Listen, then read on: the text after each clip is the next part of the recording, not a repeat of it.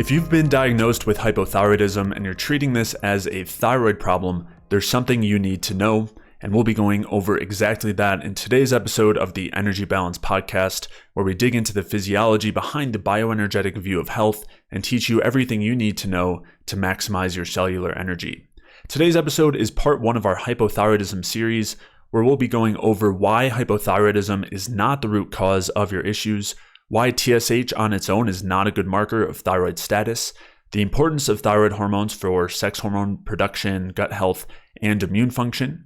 We'll be going over T3's effects on autophagy, mitochondrial biogenesis, and uncoupling, and we'll be discussing whether low thyroid activity is beneficial for longevity and aging, and when a high TSH level may actually be a good sign. As always, if you're looking for the studies, articles, or any other relevant links from this episode, head over to the show notes at jfeldmanwellness.com/podcast. And with that, let's get started.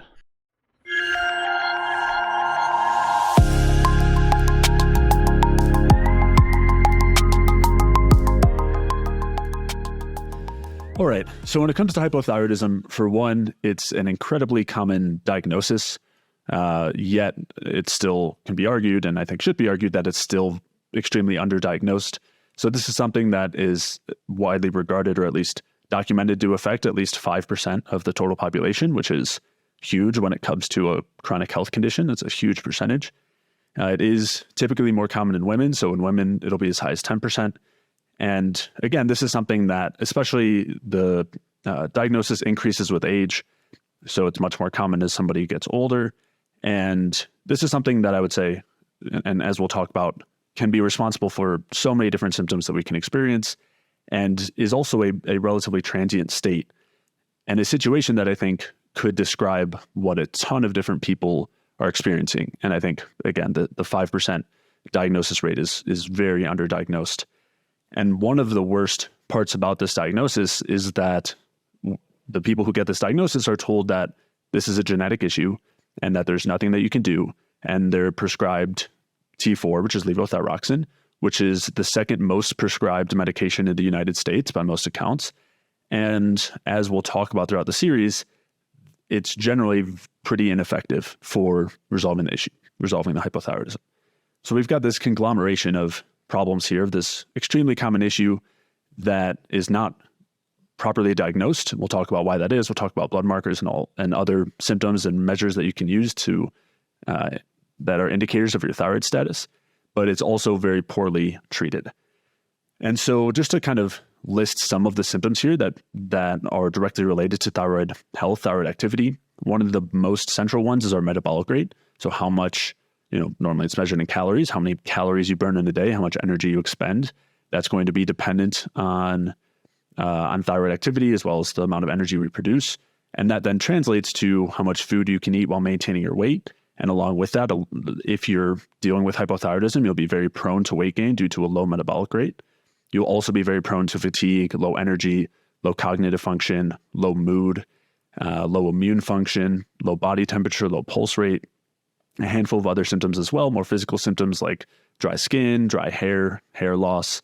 Gut issues are extremely common as well. Small intestinal bacterial overgrowth, we'll be talking about SIBO as something that's directly tied or very highly correlated with hypothyroidism. Slow gut motility is another very common one, or constipation, being the kind of main presentation of that. There's almost any symptom or chronic health issue you can think of is going to be tied back to thyroid activity. This comes back to cardiovascular health, high blood pressure, high cholesterol. So many of the other things that we treat as independent issues can come back to thyroid health.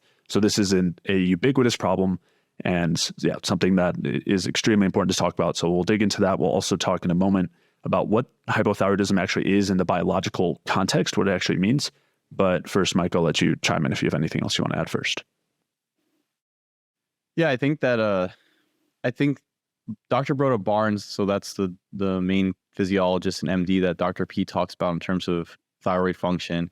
He's discussed that hypothyroidism being like a much larger problem than is actually commonly thought. So the 5 to 10% being low, and the diagnosis and the treatment of these things are based on looking at people not from a symptomatic perspective, but looking at people purely from a lab test perspective and just going based off and we'll dig into the lab tests, the main one being TSH.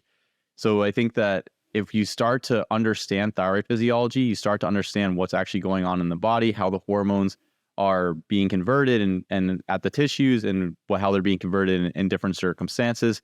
You start to understand that the diagnosing of hypothyroidism is wholly inadequate. And even in the literature, you're starting to see researchers talk about subclinical hypothyroidism and the different values of hypothyroidism. And essentially, the way that previous researchers like Dr. Broda Barnes looked at this was they didn't have as great lab testing. They were looking at I think iodine indexes and things along those lines, which wound up being not as valid for testing hypothyroidism. And then TSH came out, and that was been the gold standard kind of ever since. But they were looking at what people are actually experiencing in their daily life. They're looking at actual physical measures of metabolic function. And so those things being body temperature, those things being susceptibility to infection, premenstrual disorders, digestive issues, etc., and then kind of treating with thyroid empirically and seeing, are these things getting better? Is temperature increasing? And then going from there. So I think those methods actually, despite the lack of technological advancement in them, were much more sufficient because you're getting to see the effects of something in real time. And I think the reason I bring this up specifically here is there's a lot of people who come to the bioenergetics sphere kind of question, do I really need all thyroid supplementation? What's with all these people taking thyroid and using thyroid? And it's because it can have such a profound effect on health, and it can help people dig themselves out of the hole, and it can provide a huge relief for stress in conjunction with diet. So it's definitely a huge tool to have in the toolbox. It can be extremely helpful for people. And I think that it's much more than just this drug treatment to treat a lab range. It can be like a general health substance.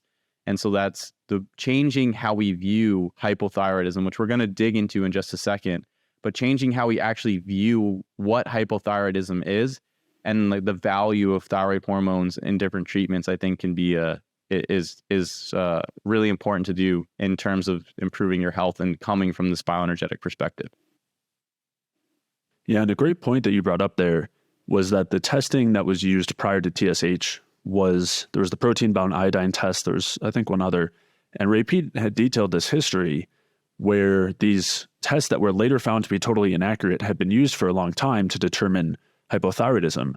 And based on the percentage of diagnosis of the population using these inaccurate tests, that same percentage was assumed to be the case when they transitioned toward other testing. So what I mean by that is, let's say with the protein-bound iodine test, they found that 5% of the population had hypothyroidism. When they then switched to the TSH test and looked at the population's TSH levels, they said, 5% of the population has hypothyroidism, so we're going to determine the top 5% of TSH levels, and that's going to be how we determine our range.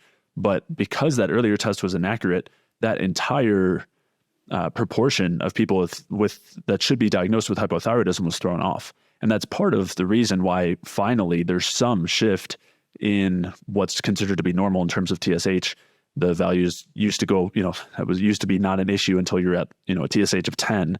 That was when hypothyroid diagnoses would start, and that's come down over time. But we'll dig into that when we talk about the thyroid blood testing more specifically. But to zoom out here, when we're talking about hypothyroidism, it's really helpful to get the broader biological context of what this means, what our thyroid activity means, and its relevance. And so in essence, our thyroid gland is our metabolic dial.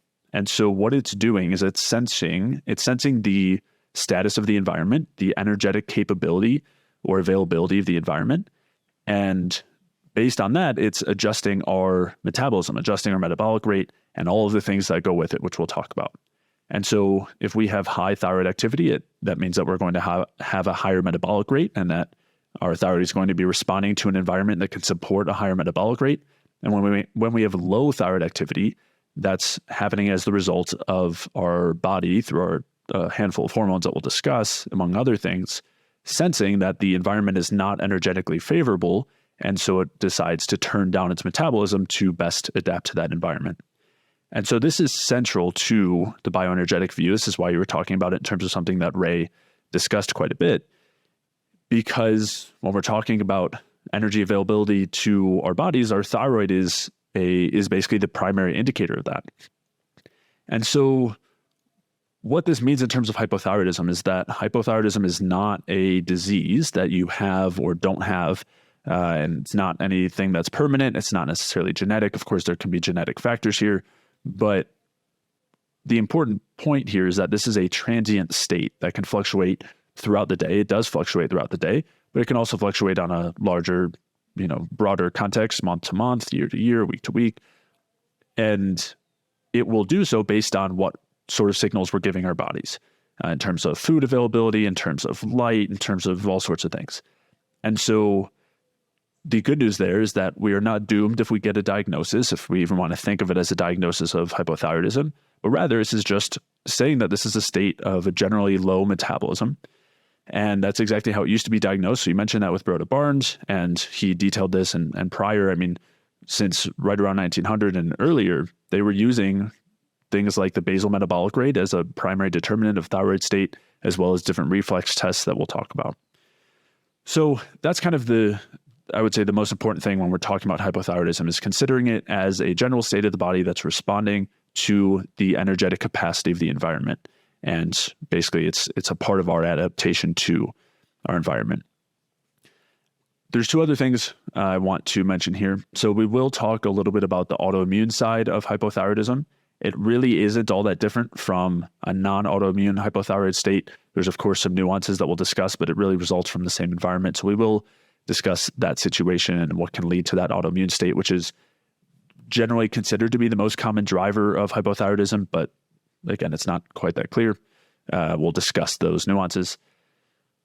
There's two other things I wanted to add in. One is that we mentioned this earlier, but hypothyroidism is, because it is a state of the body, of a low energy state, it's associated with virtually every other chronic health condition. We talked about the different symptoms, but you also have conditions like fatty liver disease and heart disease and depression and obesity and infertility and all sorts of other chronic health issues that are going to be directly tied to, of course, our underlying energetic state, which is why that's what we discussed throughout this podcast, and therefore are going to be directly tied to our thyroid state.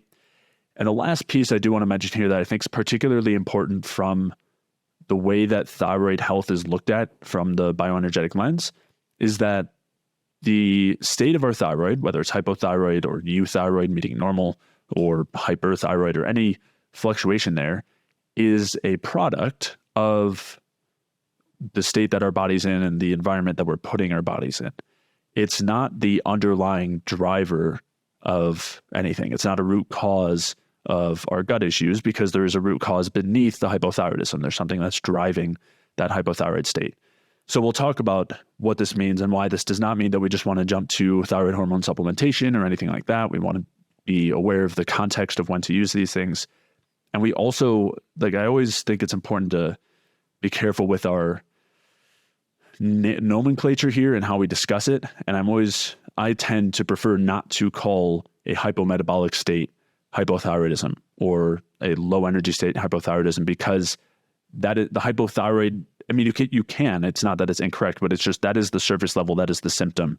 That's not actually the driver of that state.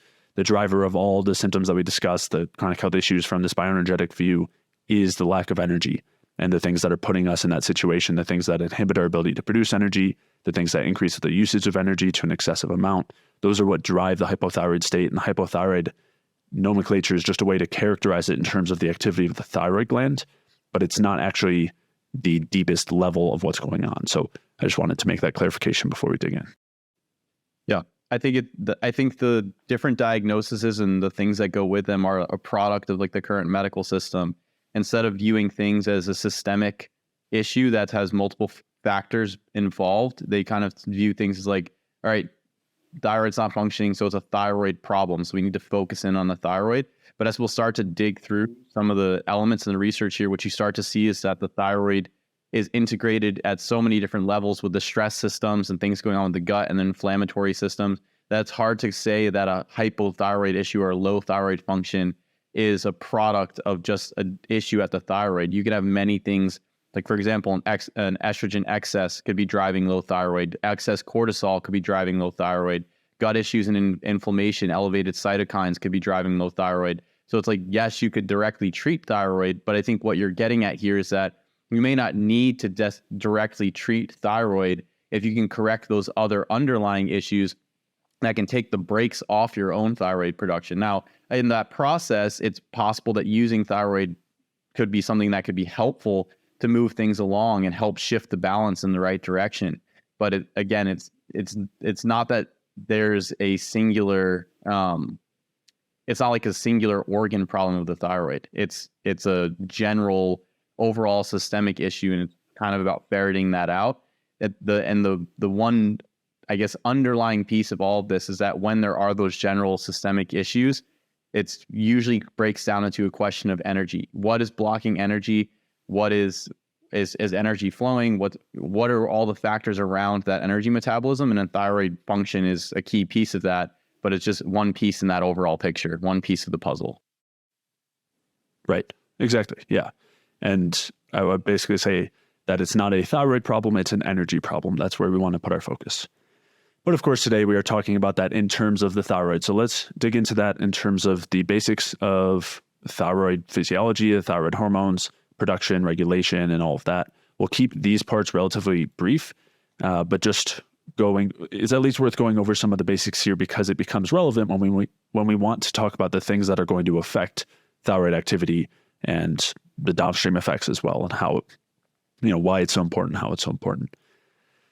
So in terms of the basics here, we've got a few different hormones. Mike, do you want to start by walking us through them? Sure. So I guess the easiest way to think about it is directly in the peripheral tissue, like at the body or coming from the thyroid, you have two hormones that are produced. The main one is T4, and then the secondary one in terms of amount that's produced is T3. So T4 is produced in a large amount, and then you have T3. Now, T4 can kind of be seen as a pro-hormone to some extent, in the sense that it doesn't have the potent activity that T3 does. So what happens is T4 has to be converted into T3 to have that active effect. And then, essentially the thyroid is releasing T4, and then depending on what's going on in the body, what the state of the body is converting that pro-hormone T4 into T3. So if you're in a good metabolic state, you can convert into larger amounts of T3, T3 being the hormone that's driving that metabolic activity. And now, if the body's not in such a great state, what can happen is that T4 can actually be converted into reverse T3. So this is another hormone.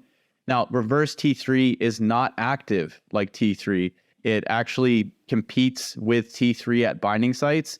And then it can interact with some of the deiodinase enzymes in not an ideal way. So T3 is kind of inactive, reverse T3 is kind of inactive. And then T3 is that active hormone, and T4 is the pro-hormone. So now, those are coming from the thyroid gland. Now, you have another layer of regulation over that system, and that's at the brain level with the hypothalamus and pituitary. And the hypothalamus and pituitary essentially can signal to the thyroid gland, hey, I don't think we have enough thyroid hormone here. Hey, we have more that we're good on thyroid hormone here. And it signals through TSH.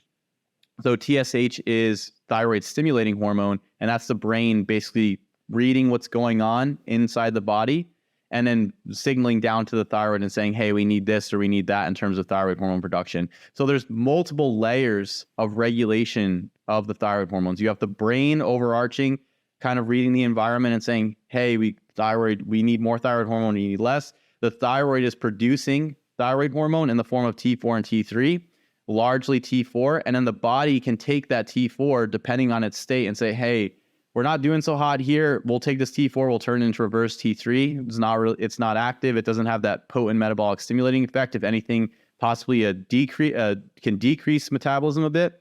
And then on the flip side, if the body's doing well, it could take that T4 and say, hey, let's make T3, let's increase our energy expenditure, et cetera, et cetera, et cetera. So it's a multi-layer system of control that allows the body to fine-tunely adjust the metabolic rate using these hormones.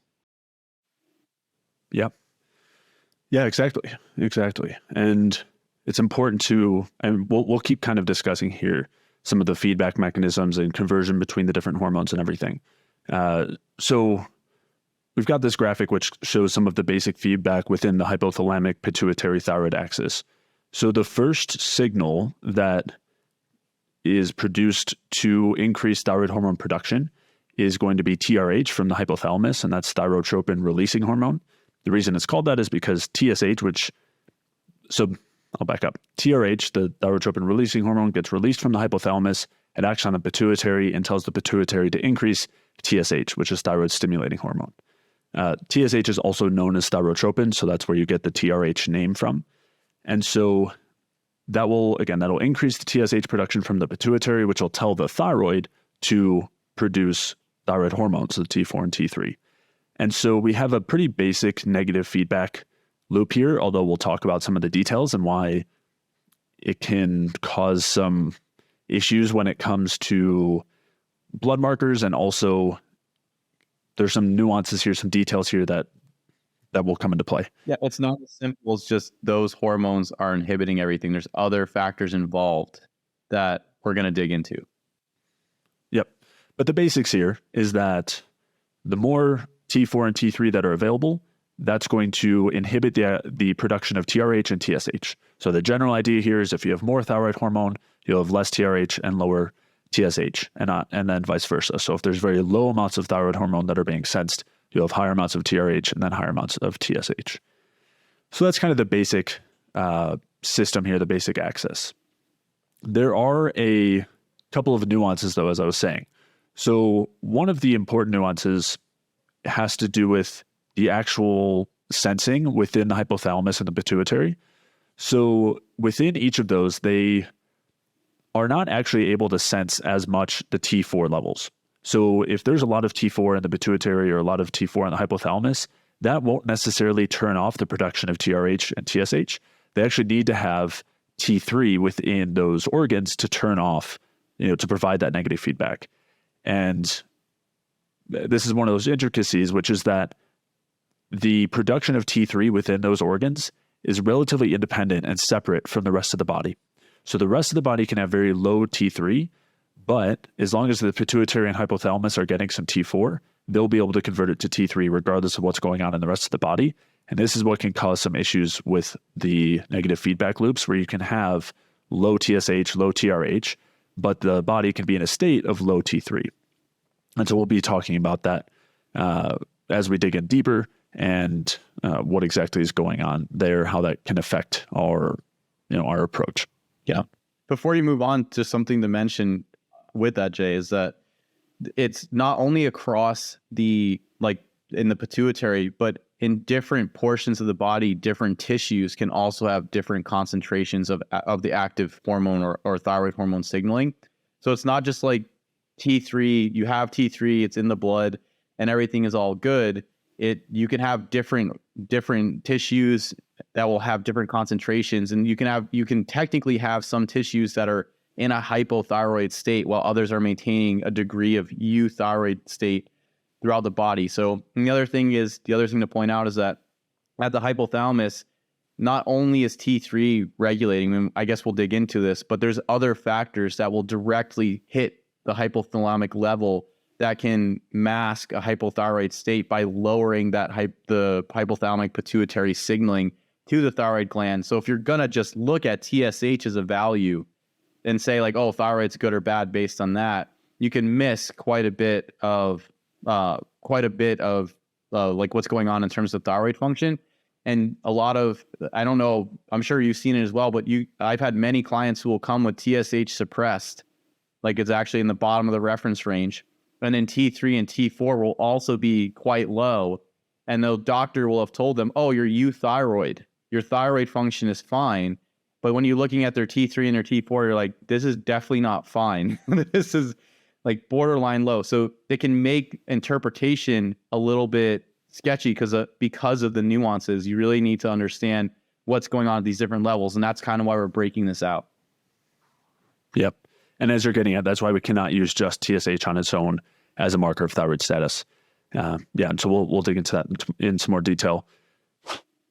All right, just a quick interruption here to mention that if you're dealing with a lot of the really common symptoms of hypothyroidism, low energy and fatigue, chronic pain, weight gain, digestive symptoms, brain fog, poor sleep, hormonal imbalances, or any other low energy symptoms, then head over to jfeldmanwellness.com/energy, where you can sign up for a free energy balance mini course where I'll go over all of the different things that you can do from a diet and lifestyle perspective to maximize your cellular energy, improve hypothyroidism, and resolve these symptoms and any other chronic health conditions. So again, head over to jfeldmanwellness.com/energy to sign up for that free energy balance mini course. And now back to the episode. As far as the basics of thyroid hormone production, there's a couple things I want to mention. So one is that there's a primary enzyme involved. That's also the rate limiting step of thyroid hormone production, other than iodine availability, which is called thyroid peroxidase, TPO. And so we'll be coming back to that because there's certain regulation that can happen within thyroid peroxidase. But the important part to know there is that that is involved with the production of the thyroid hormones. And another important piece here is that that thyroid peroxidase requires hydrogen peroxide for its enzymatic function. And so what that means is that the thyroid tends to be in a state that's highly prone to oxidation because there has to be a decent amount of hydrogen peroxide available. And so that's something that we'll be digging into later, where that can be thrown out of balance very easily and create a lot of oxidative stress. A couple other things that I wanted to mention here. So as far as the thyroid hormone production, you mentioned, Mike, that most of the thyroid production in the thyroid is going to be T4. About 93% of the thyroid hormone produced is T4, and about 7% is T3. And most of the T3 that gets produced is going to be produced peripherally. So the T4 is going to be converted to T3 in other tissues and then be used in those tissues, or it'll actually be sent back out from those tissues to be used, throughout the bloodstream through circulation. In total, throughout the day, normally the thyroid is producing about somewhere between 85 and 100 micrograms of T4 and only about 6 micrograms of T3.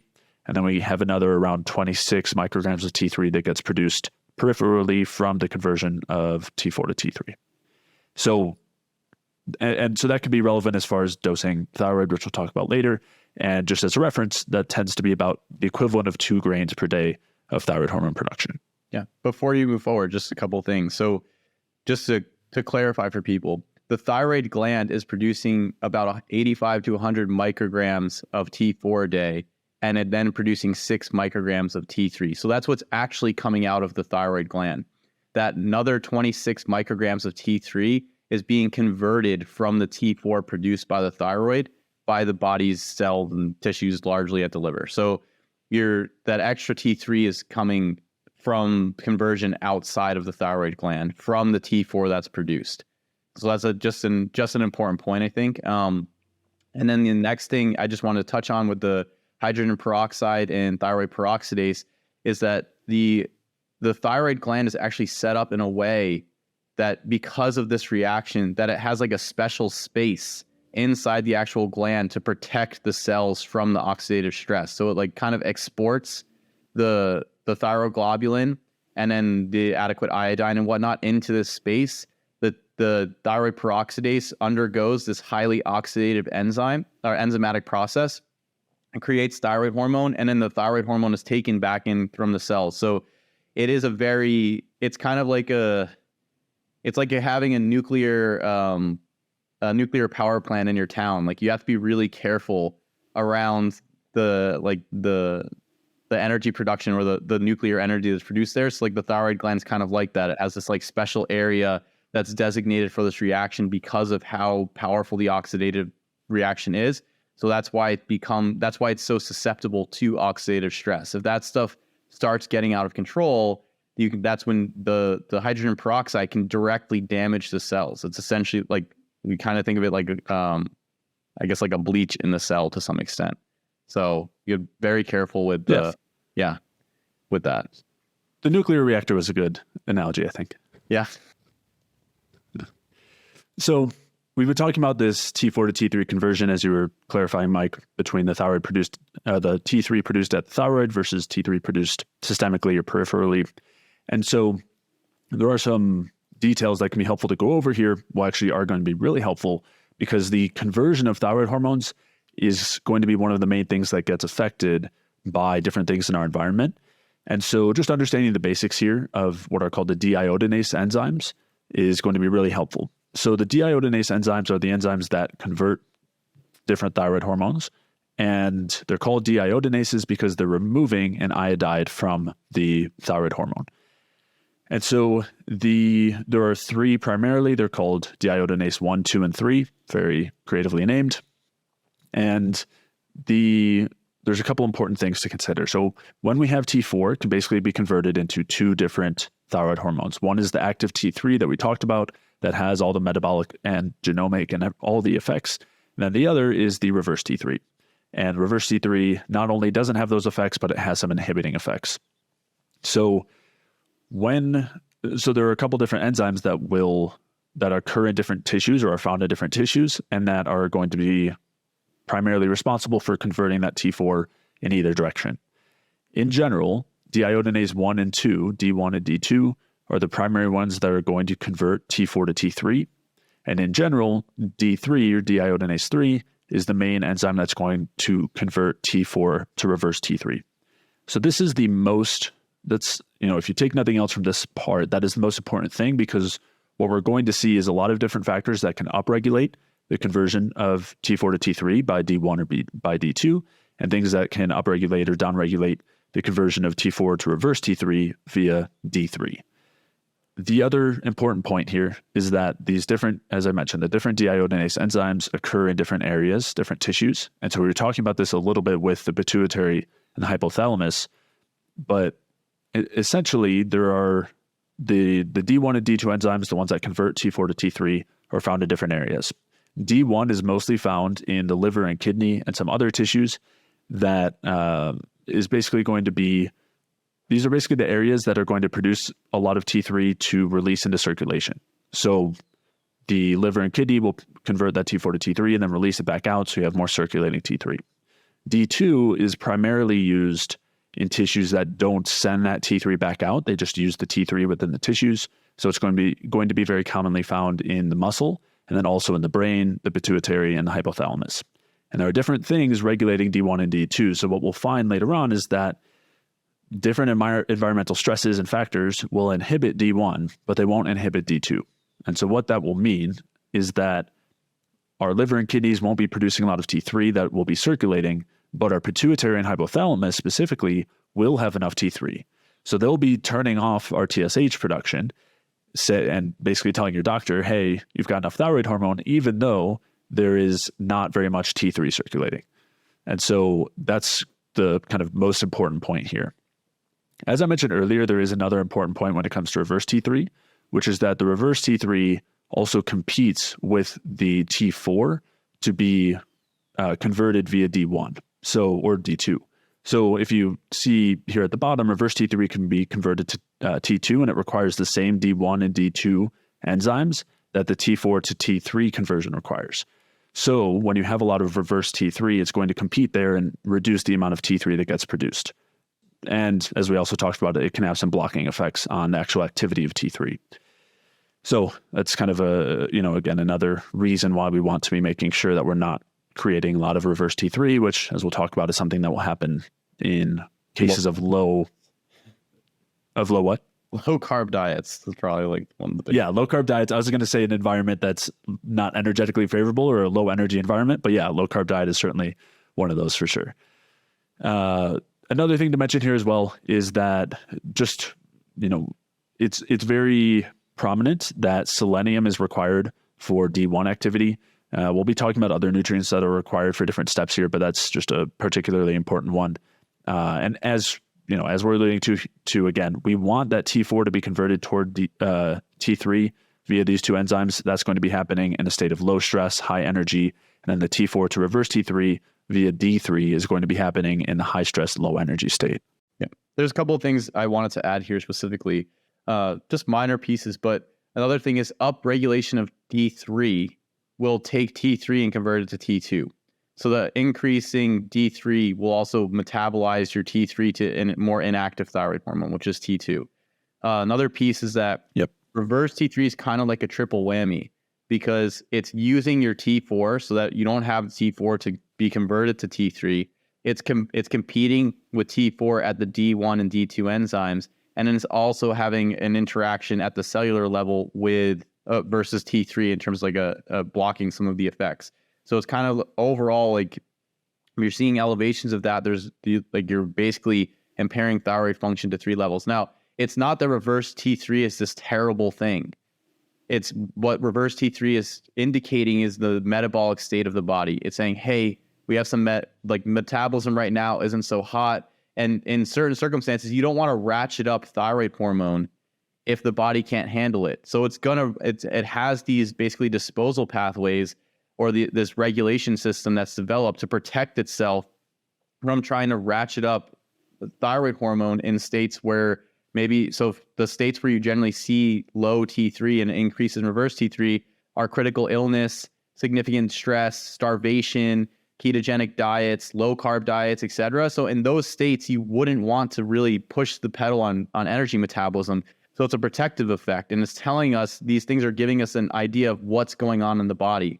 And so you can look at this when you look at labs, when you look at somebody and you're saying, okay, you have high reverse T3 and low T3, maybe TSH is suppressed, then you're basically saying, okay, there's something going on metabolically, and maybe you came from a carnivore diet. Maybe you just came out of significant periods of stress. Maybe you've been exercising ridiculous amounts on a crazy basis, or came out of like a very restrictive low calorie diet. So then the solution isn't to just dump thyroid hormone into that. It's to reverse the other factors, diet, lifestyle, etc., so that you can then support your own T3 production. And then once you kind of have things on board appropriately, then it's like, okay, maybe adding in a little thyroid can help kickstart the system if it's been a chronic issue or whatnot. So again, it's not that these factors are terrible. It's not like cortisol is this terrible thing. It's just indicative of what's going on with the state of the body. And they're there in general, for a particular reason. Right. And we don't want to encourage a state that will increase that situation, that'll increase high levels of cortisol or reverse T3. So it's a really good point, a really great distinction to make, and something I wanted to mention earlier when we were talking about this larger context of hypothyroidism, which is that hypothyroidism is the proper response to a low energetic environment, like a non-energetically favorable environment, whether that is a low carb diet or, as you said, illness or starvation. Or any of those cases, those are situations where we want to turn our metabolism down to ensure survival and ensure function to whatever extent we can. And it's basically, this is our way of saying that we want to turn down our metabolic dial in that case. It's really, really important that we can do this. If we can't, we would be in major trouble, in the same way that if we didn't have stress hormones like glucagon and cortisol and adrenaline, which directly affect the thyroid system, as we'll discuss, if we didn't have those things, we would be in major trouble, because those help to turn down, they do a couple things. They'll turn down our metabolism through certain effects on the thyroid system, which will help deal with future stress or reserve energy for future stress. And they'll also mobilize resources for the immediate stress at the same time. But the point is that these things are super important. It's great that we have them. It's part of why we're here. But that does not mean it doesn't mean that they're all benign. It doesn't mean we want to do things to increase cortisol or adrenaline or glucagon. It doesn't mean we want to do things to increase reverse T3. So yeah, that's that kind of context that's so important. Yep, exactly. We know these things have different effects in different areas. They're there for a reason, but we also can look at this and say, well, we don't want to optimize for those things. We want to optimize for an increase in energy and keeping those things on the lower side overall. Yeah, exactly. There's a couple other kind of minor points I want to mention here that will come into play later, because again, other factors can affect these aspects of the thyroid system. One is the transport through the circulatory system. So thyroid hormones don't tend to be free in the circulation. Instead, they tend to be bound with certain proteins. The main one is called TBG, which is thyroid binding globulin or thyroxine binding globulin. That transports most of the thyroid hormone, about 74%, 75% of the T4. And then to a smaller extent, we have transthyretin and albumin. Those will also help to transport T4 and T3 to different extents. There are certain things that will inhibit the thyroid hormones from binding to these different binding proteins. So that's why they'll become important later on. Is there anything else you want to mention regarding those, Mike? Yeah, the only other thing is just that if you have alterations in the production of these binding proteins, you can also see negative impacts on thyroid function. So this generally you would see in like with liver problems. If you're having issues with liver and you're having issues with production of these binding proteins, you can see not only aberrations in thyroid hormone, but aberrations in multiple hormonal systems, because a lot of these binding proteins, as you see, like as an example for transthyretin, binds both T4 and retinol, and then albumin is kind of like this ubiquitous carrier protein and plasma protein that you see all throughout the blood that carries and has multiple functions. So yeah, if you have any dysfunction going on to that extent, you can see general alterations of the hormones in terms of carrying, and then also with the liver, specifically with metabolism, which we'll talk, I guess, just a side point. I don't know if we were going to get to it later or if it was part of we kind of briefly mentioned it in the deiodinase system, but the liver is one of the main areas where you have the D1 enzyme that's increasing the production of T3 from T4. So if you have any impairment at the liver level, then you can see alterations in the binding proteins. Now that's usually more severe,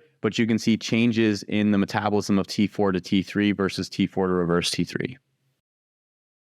Yeah. And you were saying that you won't really see decreases in the binding protein availability unless the issue at the liver is more severe. Yeah, usually you're seeing like significant liver issues before you start to see drastic adjustments in production of things like albumin and whatnot. It's not like just fatty liver causes that. Now, there are other mechanisms where, like with fatty liver, if you have elevated endotoxin, which we'll get to, that can alter thyroid hormone signaling. But that's not severe enough by itself usually to just cause this like drastic down regulation of production of the transport proteins. Yeah. And then the last piece, or I guess second to last piece I want to touch on in terms of the basic thyroid hormone activity and physiology, well, not activity, we'll talk about that, but in terms of like production and transport and everything, there's another factor, which is the actual uptake of the thyroid hormones into the cells. And so the uptake of T3 and T4 are both considered to be active processes. And what that means is that they're energy dependent. So they require ATP in order for the cell to take up the T3 and T4. And more specifically, the T4 and also reverse T3 require much more energy to be taken up than T3. So this is going to be particularly important as we talk later on about the energetic state of the cell, where if the cell is low on energy, it's not going to be able to take up T4 very easily, or T3, but more so T4. Both of these require adequate energy, and obviously all the things that can inhibit our ability to produce energy, all the things that could create that mitochondrially dysfunctional state will then impair our ability to use thyroid hormone. So that's an important piece here. And normally this uptake is considered to happen via different protein channels and, other kind of transporters along the membrane.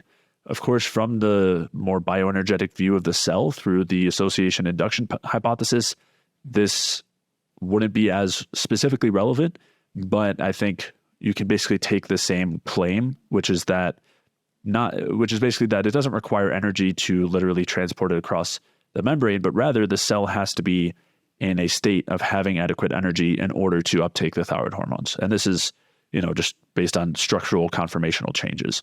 So again, that's the case when we talk about anything related to like cellular uptake or cellular membrane receptors and things like that. But this is one that's certainly going to be something that we'll talk about throughout the series.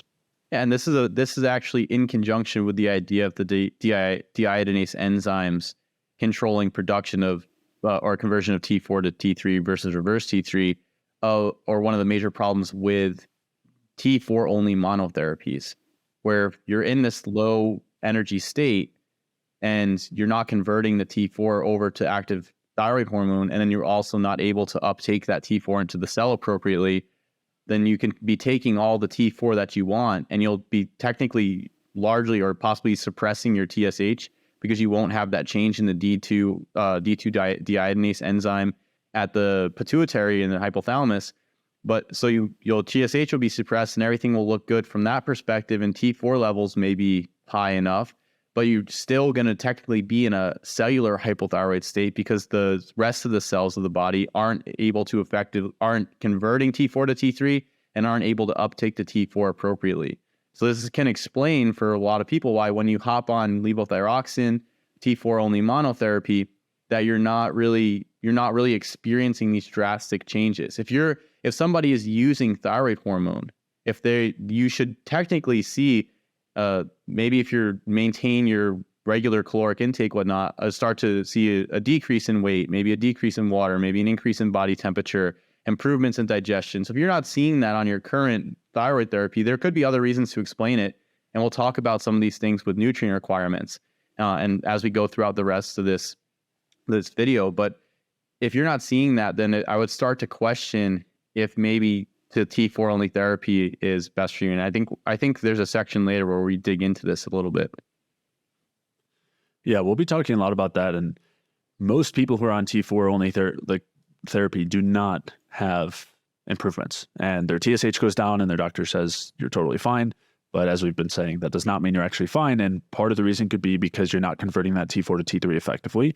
Part of it can be because you're in a state of low energy production. So your cells can't take up the T4, so they can't convert it to T3 anyway. Because in order, even for the liver and kidney to produce the T3 for the rest, to put out in circulation, which they're responsible for more of that than the thyroid is, they need to be able to take up the T4. So there's a whole host of ways that we will have low T3 despite intervention, and this is one of the main ways. So yeah, we'll definitely be discussing that in more detail. The last thing to mention here is just some of the nutrients that are involved in the production and conversion of the thyroid hormones. I mentioned selenium is involved in the conversion, but again, I'm just going to kind of touch on these. There are details as far as where each of them are used, but the kind of short of it is that we need to make sure we have enough of pretty much any nutrient for anything to work. And this is because a lot of different nutrients are involved with a lot of processes, and thyroid hormone production and conversion is no exception to that. So when it comes to the production, this is going to depend on having enough iodine and tyrosine, as well as things like selenium, zinc, vitamin E, different B vitamins, B2, B3, B6 are particularly important. Vitamin C, vitamin D, vitamin A, and iron are also all involved in the production of thyroid hormone. So we'll be talking about those a little bit later. And just in general, a lot of these are recommended as supplements if somebody's dealing with hypothyroidism. Unless there's a clear deficiency, they tend not to make a major difference, but it can depend on the context and they might be worth addressing. We'll talk about that later on in terms of our approach of what to actually do when it comes to a hypothyroid state. And then the last thing, as far as conversion of the thyroid hormones go, selenium, zinc, and vitamin A are particularly important there. Yeah.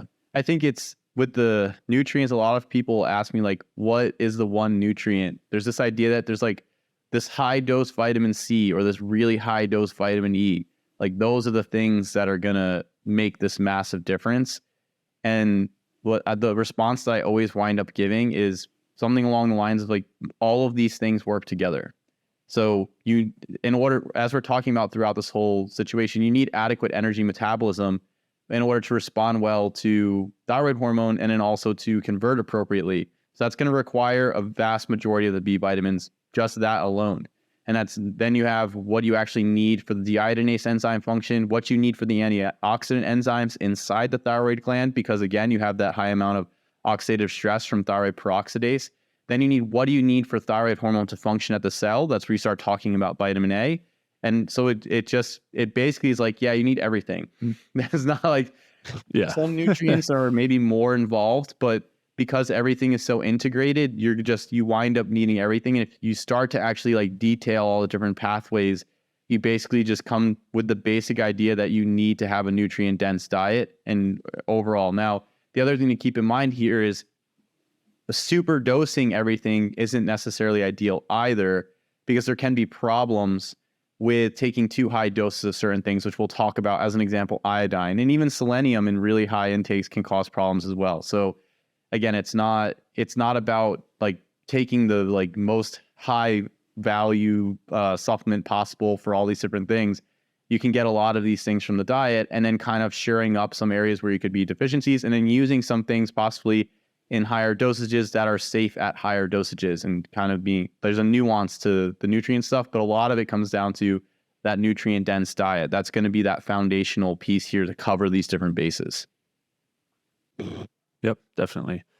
And we'll talk about that too, because overdoing it with some of these different nutrients can actually inhibit thyroid activity as well. So it is an important consideration to make for sure. Just because iodine is necessary for thyroid hormone production does not mean that you want to go supplementing iodine, especially with the kinds of doses that many people use for it. So definitely want to be careful with all of that, and we'll discuss some details. And of course, it's the same for things like iron and vitamin A and all of that. And I see that so often, the iodine one specifically. It's like, thyroid labs weren't good, so I started taking like potassium iodide or Lugol's or like seaweed, large amounts of seaweed. And it's like, you need iodine, but you maybe don't need that much. Yeah, definitely. Yeah. So let's talk a little bit about the direct effects of mostly T3, because T4 doesn't really have those direct effects. But in terms of what T3 is actually doing when it is available, when it does reach the cell. And so the most basic thing that it does is it stimulates mitochondrial respiration. It stimulates our energy production. This is, of course, the thing that we talk about all the time as the driver, the foundational component that drives our health. And so that's why hypothyroidism is so important here. It's why thyroid activity is important. That's why having enough T3 is particularly important. And so this is also why T3 is so particularly responsible for where our metabolic rate is at, how much, calories we're burning on a daily basis. So that's the first part here. The second part I want to mention, it comes back to our hormesis discussion, which of course is another thing that kind of has influence everywhere. And so one thing that thyroid hormone, or T3 specifically, can do is it can activate some of the things that people try to activate with hormesis without the stress. So T3 can directly activate uncoupling, as well as stimulate autophagy and mitochondrial biogenesis, but it does this while simultaneously increasing ATP production. And so if you are trying to accomplish those things under some guise that you need lots of autophagy or lots of mitochondrial biogenesis all the time, which I don't think is necessarily the case, but even if you wanted to do it, we talked about this dichotomy in those hormesis episodes, which I'll link to, where you can do that through a high energy state or a low energy state. In the low energy state, you block energy production, you increase oxidative stress, the production of lots of reactive oxygen species, and you decrease ATP production. And that causes defensive reactions that will increase uncoupling, autophagy, mitochondrial biogenesis, and on and on. And we would argue basically that is not an ideal thing to encourage. On the contrary, you can also stimulate the same processes by increasing ATP production, which does also increase reactive oxygen species, but it does it in a different context where there's high ATP and high CO2, which directly protects the cell from oxidative damage and also doesn't lead to the accompanying stress hormone production and the systemic signals to decrease metabolism. And one of the factors in this latter state of activating these things in a high energy state is T3, because the T3 can specifically and uniquely activate these processes in a high energy state. So just wanted to mention those couple of things, which I think are particularly important when it comes to T3 activity. But there's a couple other very important effects of T3 if you want to touch on those, Mike. Yeah, so another major beneficial effect of T3 is increasing steroidogenesis. And the way that it does this is T3 will first increase the LDL receptors on cells. So basically, LDL receptor, specifically for LDL cholesterol, it allows the cells to uptake that cholesterol. So the next thing it does, as Jay already talked about, is it stimulates mitochondrial respiration, which is important because the mitochondrial respiration is key, and that energy production is absolutely key for the production of steroid hormones, which thyroid hormone also increases the influx of that cholesterol into the mitochondria. So not only is thyroid bringing the cholesterol from circulation into the cell, it then takes that cholesterol and brings it into the mitochondria. The protein that it does that is through the steroid acute regulatory protein, or STAR protein. And that is the first initiating step that is important for the conversion of cholesterol into pregnenolone, and then subsequently all the other hormones downstream. So the thyroid hormone is going to drive that mitochondrial respiration. It's going to increase the number of mitochondria, and then it's also going to increase the steroidogenic output of those mitochondria. And it's also one of the things that you see in people who are hypothyroid is this increase in serum cholesterol. The thyroid hormone actually is driving that cholesterol into the cells as well. So, and that's what you want to happen, right? You want the cholesterol to be converted into these steroid hormones. The cholesterol, a lot of people, I think when you first come into like the low carb sphere and whatnot, it's like, oh, cholesterol, it's not this demon. It's actually the precursor to all of these beneficial hormones, and then it has a whole host of functions inside the cell. So thyroid is key in bringing that cholesterol into the cell and in converting it into these hormones. And this is why in states of hypothyroidism, you can see problems with fertility. You can see problems with androgenic hormone production. You can see problems with elevated cholesterol levels. I think some people we've worked with have had cholesterol levels coming off low carb and intermittent fasting and whatnot in the 300s and 400s. And then you bring carbs on board. You don't even bring thyroid hormone on board. You just bring carbohydrate back on board, and the cholesterol numbers drop precipitously. And it's a function of increasing that thyroid hormone's function and signaling and conversion of T4 to T3 production, et cetera. So, and you're seeing, this is like, we get to see it in real time, essentially, the effects of having adequate thyroid hormone and the effects of not exogenous thyroid hormone, but of dietary and lifestyle changes on increasing thyroid hormone function and then subsequently having these specific effects. So I guess just a quick recap, we're seeing an increase in metabolic rate. We're seeing an increase in mitochondrial biogenesis or production of new mitochondria. We're seeing a lowering of serum cholesterol, and we're seeing a conversion of that cholesterol into the steroid hormones from T3. So these are all pretty potent effects, especially when you start to consider the effects of some of these other steroid hormones and the value of energy production at the mitochondria and adequate ATP from this general model that we work through. Yeah. And when you consider that decreases in these steroid hormones and, testosterone for men, progesterone for women is one of the main things correlated and driving aging and all those other issues. I mean, this is central to our health. So yeah, huge component here. And to mention also, just for reference, the star protein, I don't know if you mentioned this, is the rate limiting step of steroid hormone production. So what that means is that essentially our thyroid hormone is the primary determinant of how well we're going to convert that cholesterol to these protective steroid hormones. So yeah, incredibly important if you're dealing with low amounts of those hormones. And as you said, also incredibly important if you're dealing with elevated cholesterol levels, which among other things can be driven by low thyroid state due to a low conversion of cholesterol to the steroid hormones. And this is pretty well recognized in the literature.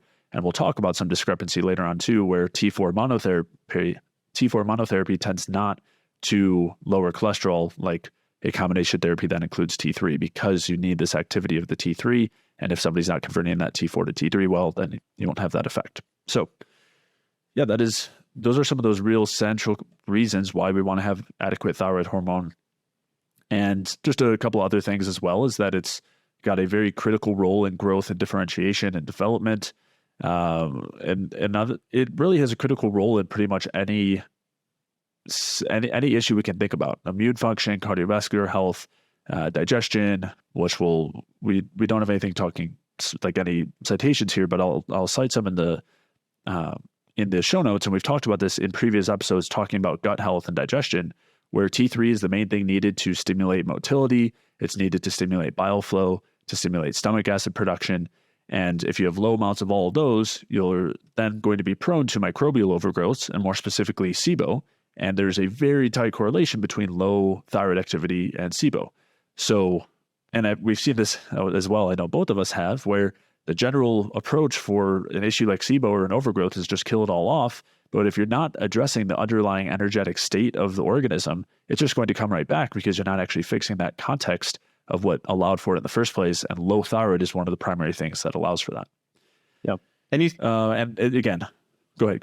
What I was going to say is you see in the alternative like health spheres that like all the gut officials, the gut aficionados, trying to target all of these different pathways, like increase stomach acid, increase like kill everything in the small intestine with like antibiotics or whatnot, and then take a prokinetic substance. It's like, and then people go through this process. Like I have multiple clients, like I took rifaximin like 5 times and I didn't notice anything. Like I got better maybe like for 2 weeks and then it came back, and it's like, you can do all these things in the meantime. They're not bad strategies, but when things work well, you shouldn't have to worry about that small intestinal bacterial overgrowth.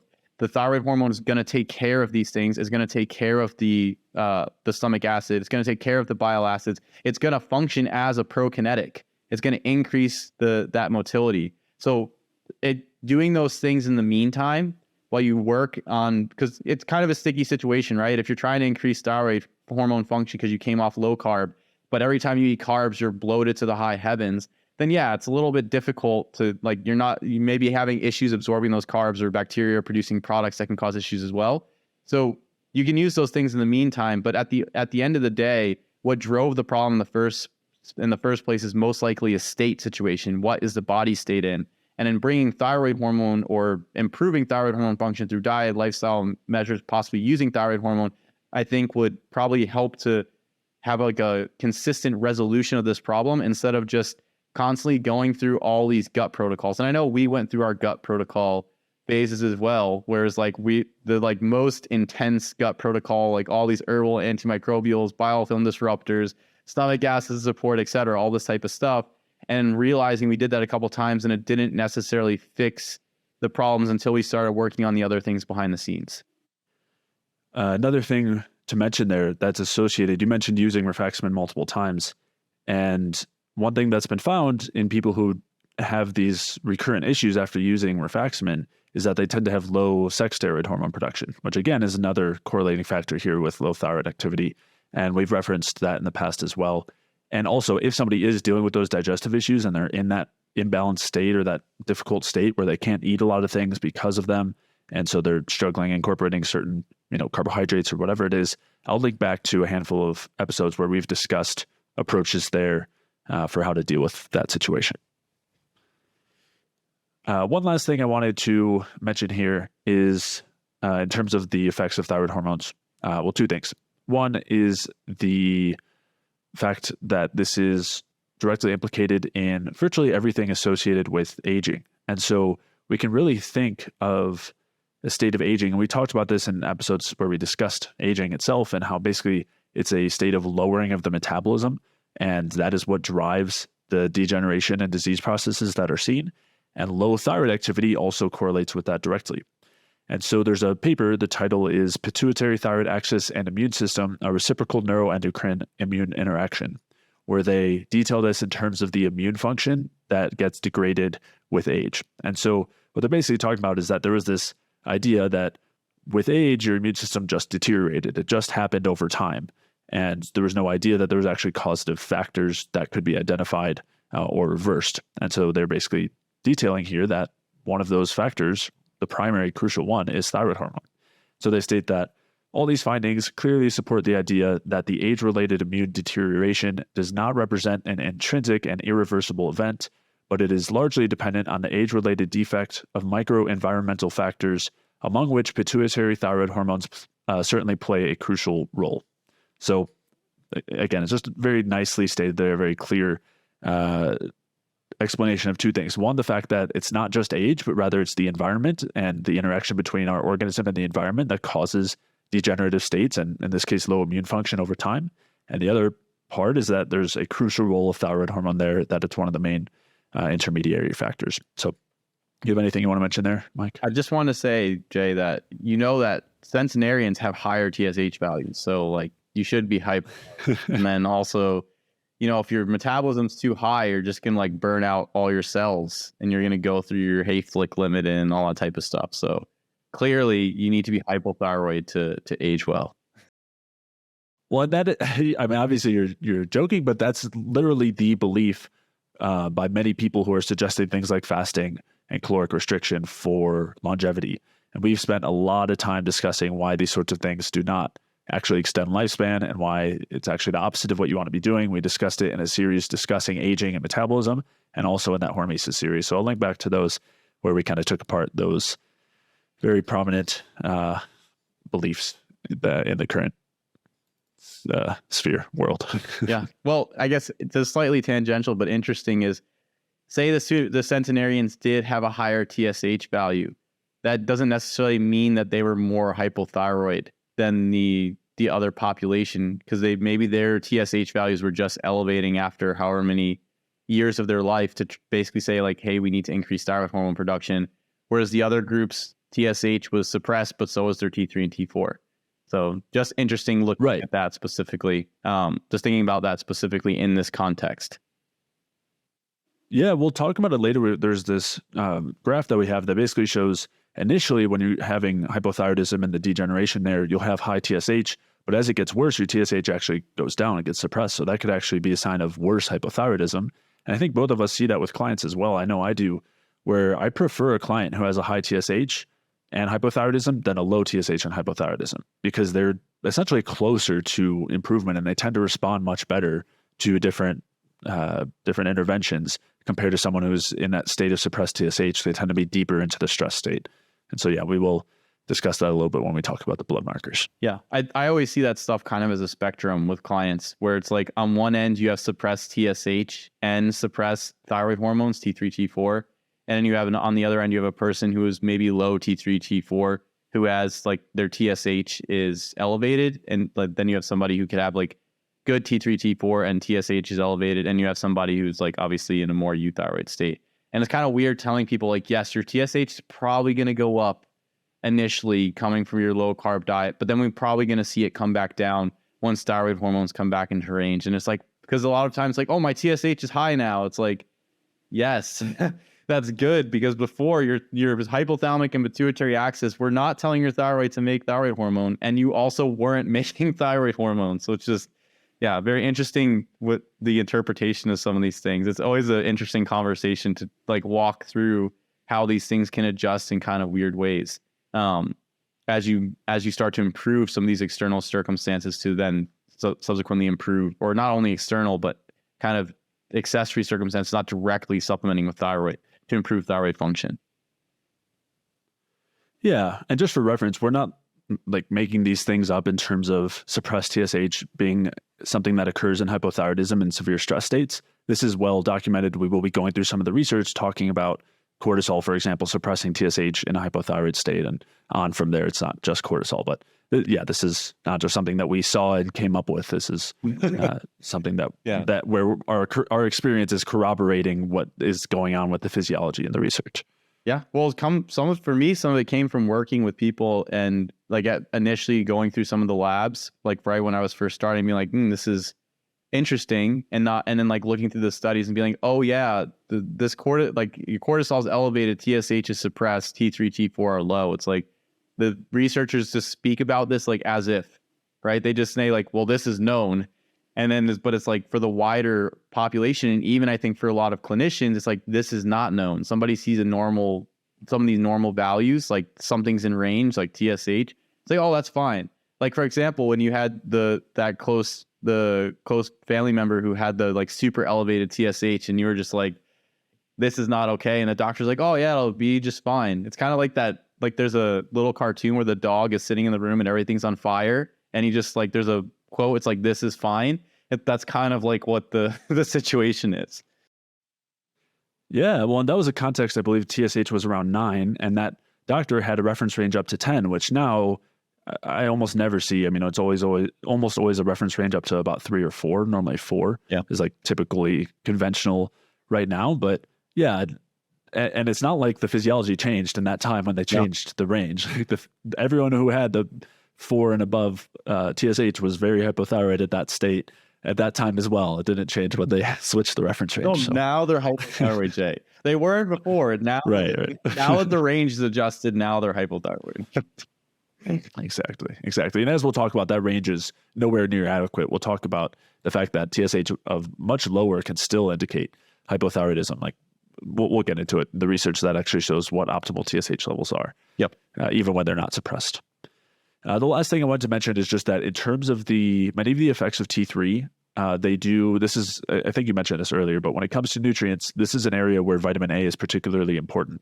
A lot of the nuclear effects where the T3 is binding with the nucleus require retinol as well, the vitamin A. So just something you see a lot in the research. And again, this relationship between vitamin A and thyroid is very close. They get transported together, they get used together, and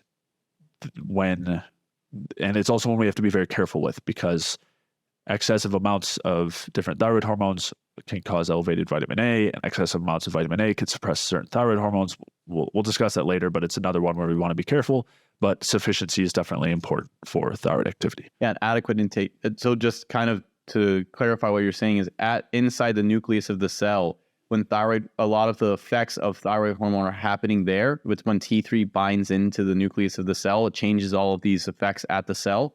And the way that T3 binds in also requires something called the retinoid X or a receptor, or the retinoid binding element. So they kind of like work together. So the T3 and the vitamin A kind of come together, they bind in, and then they have this effect at the nucleus. That's why you need both. But as you mentioned, as with a lot of these nutrients, like you need adequate iron, you need adequate vitamin A. Too much vitamin A or too much iron are problematic, and then too little of each are also quite problematic. So that's why it's important to have sufficiency, I think that's a good term that you used, rather than just like super dosing large amounts of these different nutrients. It's kind of like there is actually ranges where, or like values where, like this is an adequate amount. And Dr. Chris Masterjohn does have good work discussing like what some of these optimal ranges are and where some of these specific areas are, in case anybody like wanted to know like the very specifics of this stuff. He is a good resource for some of these. All right, we're going to end that episode there and pick back up in part 2, where we'll be discussing the factors that affect thyroid hormone production, conversion, transport, and uptake, how high TSH levels can cause damage to the thyroid gland, high carb diets versus low carb diets for thyroid health, why restricting calories is not the way to go if you're struggling with hypothyroidism, the effects of PUFA and endotoxin on thyroid hormone activity, and the problems with both deficiencies and excesses of iron, iodine, and vitamin A for thyroid health. If you did enjoy this episode, please leave a like or comment if you're watching on YouTube. And if you're listening elsewhere, please leave a review or 5-star rating on iTunes. All of those things really do a lot to help support the podcast and are very much appreciated. As always, head over to jfeldmanwellness.com/podcast to check out the show notes, where we'll link to the articles and any other references throughout today's episode. And if you're looking to reverse your hypothyroidism with clear action steps and strategies, along with personalized guidance from me, head over to jfeldmanwellness.com/solution, where you can find all of the information for the Energy Balance Solution program. This program includes customized health coaching, a video library that includes a video talking specifically about how you can evaluate your thyroid status using blood work and symptoms, as well as when you should supplement with thyroid hormones, how to dose them properly, and how to pick the right product. The program also includes resources like a sample meal plan and supplement guide, as well as a private community. So head over to jfeldmanwellness.com/solution to check out all the details, and I'll see you in the next episode.